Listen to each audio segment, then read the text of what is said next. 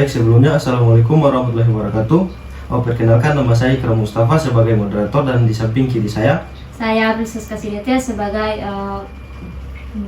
pemateri 2, di mana akan menjelaskan tentang pelanggaran kode etik dalam kasus pelanggaran kode etik. Saya Danita Fikredi sebagai kesimpulan, dan saya Dr. Kesira Muskita sebagai penjelasan video. Baik, langsung saja saya akan mempersilahkan kepada pemateri pertama. Jadi dalam video itu merupakan penganiayaan oleh oknum polisi di Medan. Kejadiannya pada akhir November terjadi insiden penganiayaan oleh seorang oknum polisi berinisial RGH, personil Brimopolda Sumatera Utara, terhadap korban yang berinisial TS, seorang penarik bentor di Jalan Harapan Pasti Medan. Kejadian itu bermula ketika korban mencoba membangun pelaku yang tertidur di atas sepeda motor di tengah jalan. Tindakan ini memicu amarah pelaku yang diduga dalam kondisi mabuk, mengakibatkan penganiayaan terhadap korban hingga mengalami luka serius di kepala. Nah, beberapa bulan kemudian, kesehatan korban memburuk menyebabkan kelumpuhan dan memerlukan operasi akibat penggumpalan darah di kepala. Korban akhirnya bersama keluarga melaporkan kejadian ini ke Polda Sumatera Utara setelah hampir 6 bulan tanpa respon dari pelaku.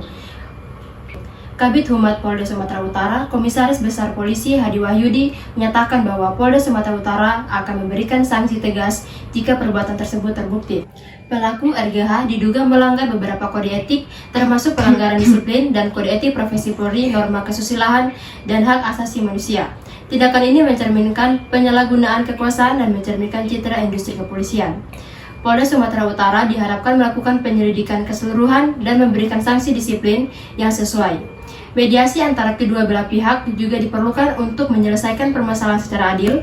Selain itu, dukungan medis dan hukum harus diberikan kepada korban untuk memastikan keadilan dan pemulihan kesehatan korban. Baik, dari penjelasan tadi yang diberikan oleh teman saya, ada beberapa pelanggaran kode etik yang dilanggar oleh pelaku, di mana yang pertama itu adalah pelanggaran disiplin Polri. Pelaku seorang anggota polisi menggunakan kekerasan fisik terhadap seorang warga sipil tanpa alasan yang jelas dan proporsional. Ini bertentangan dengan kode etik Polri yang menuntut anggota polisi untuk menjaga disiplin dan menggunakan kekuatan hanya jika benar-benar diperlukan dalam menjalankan tugasnya. Kemudian yang kedua itu ada pelanggaran kode etik profesi Polri, di mana kode etik profesi Polri ini menekankan pentingnya perilaku yang adil, profesional, dan bertanggung jawab dalam berinteraksi dengan masyarakat. Tindakan pelaku ini menganiaya warga disiplin, menunjukkan ketidakpatuhan terhadap nilai-nilai, dan merusak integritas institusi polisi.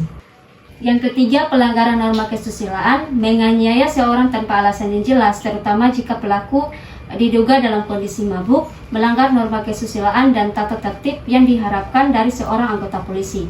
Dan yang keempat itu adalah pelanggaran hak asasi manusia. Hak asasi manusia korban untuk tidak disiksa atau dianiaya dilanggar dengan tindakan kekerasan yang dilakukan oleh pelaku. Kemudian pelanggaran hak asasi manusia merupakan serius dan mencerminkan ketidakberpihakan terhadap nilai-nilai kemanusiaan yang mendasar. Dengan demikian, tindakan pelaku tidak hanya mencederai individu korban, tetapi juga merusak kepercayaan masyarakat terhadap institusi kepolisian dan menimbulkan dampak negatif terhadap citra polisi secara keseluruhan. kesimpulan dari kasus penganiayaan oleh oknum polisi di Medan adalah bahwa tindakan tersebut merupakan pelanggaran serius terhadap kode etik profesi Polri, norma kesusilaan, dan hak asasi manusia. Perbuatan ini mencerminkan penyalahgunaan kekuasaan dan mencemarkan citra institusi Polri atau kepolisian. Polda Sumatera Utara diharapkan melakukan penyelidikan menyeluruh dan memberikan sanksi disiplin yang sesuai. Mediasi antara kedua belah pihak juga perlu dilakukan untuk menyelesaikan permasalahan secara adil. Sementara dukungan medis dan hukum harus diberikan kepada korban untuk memastikan keadilan dan pemulihan kesehatannya.